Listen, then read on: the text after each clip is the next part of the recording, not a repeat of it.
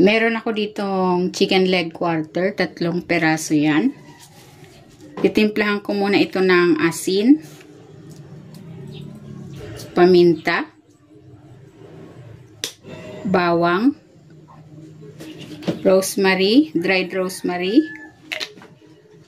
Maglalagay din ako ng Worcestershire sauce at ng olive oil.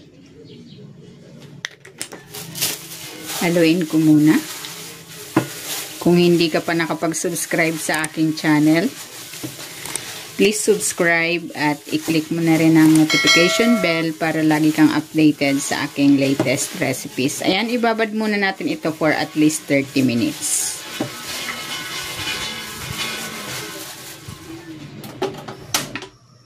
Ilalagay ako ng cooking oil.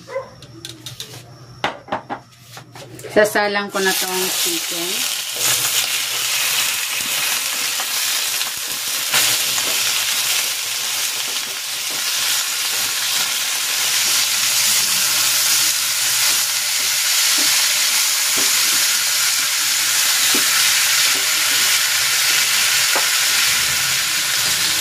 Ilalagay ko na tong sibuyas.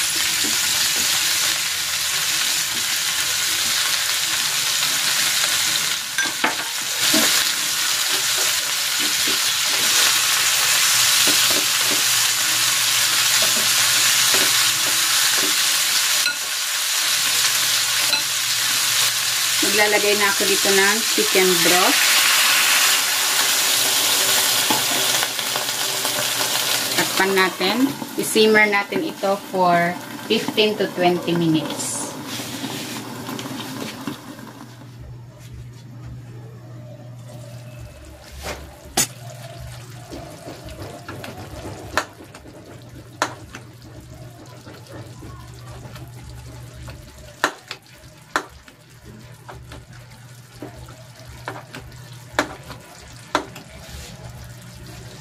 Maglalagay ako ng parsley flakes.